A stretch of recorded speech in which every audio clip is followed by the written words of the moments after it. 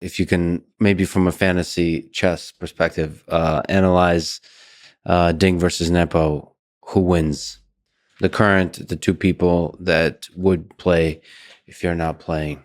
Generally, I would consider that Ding has a slightly better overall chess strength. What are the strengths and weaknesses of each, if you can kind of summarize it? So Nepo, he's even better at calculating short lines than I am, but he can sometimes lack a little bit of depth. Like he's in short lines, he's an absolute calculation monster. He's extremely quick, but he can sometimes lack a bit of depth. Also, recently, he's improved his openings quite a bit. So now he has a lot of good ideas, and he's very, very solid. Ding is not quite as well prepared, but he has an excellent understanding of dynamics and imbalances in chess. I would say. What do you mean by imbalances? Imbalances like bishops against knights and material imbalances. You can take advantage of those. Yes, I would say he's very, very good at that and understanding the dynamic factors, as we call them, like material versus time, especially. I think Nepo got the better of him in the candidates. So, what's your sense why Ding has an edge in the championship?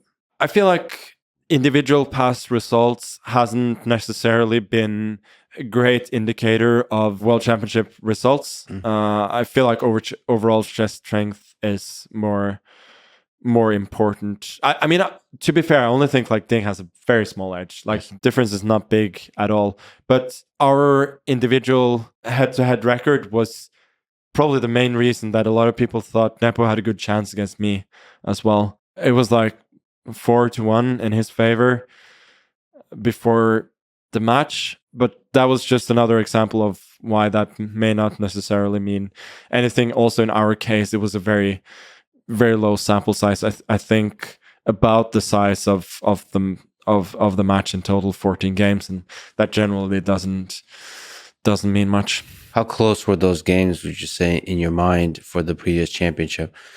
So that game 6 where it was a turning point where you won, was there any doubt in your mind that, like if you do a much larger sample size, that you'll get the better of Nepo?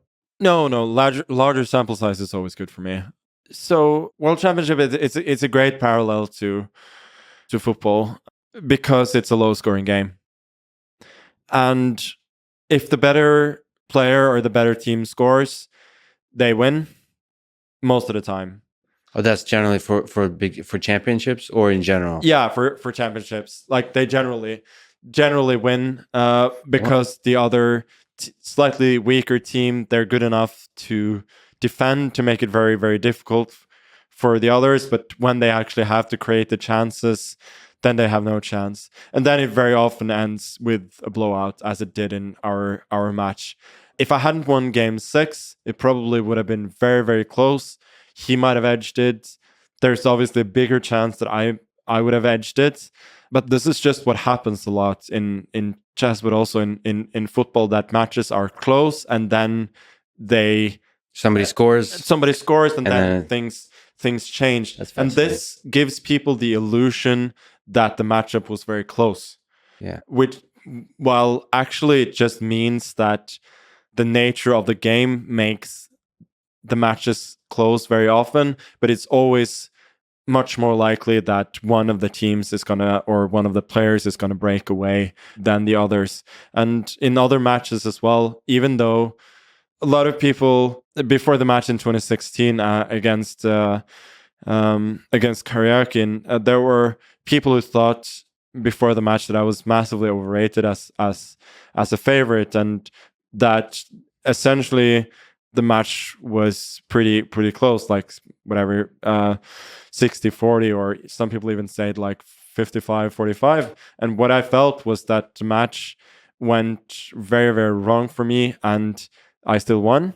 And some people saw that as an indication that the pre-match probabilities were probably a bit closer than people thought. Well, I would look at it in the way that everything went wrong, and I still won, which probably means that I was pretty big favorite to begin with.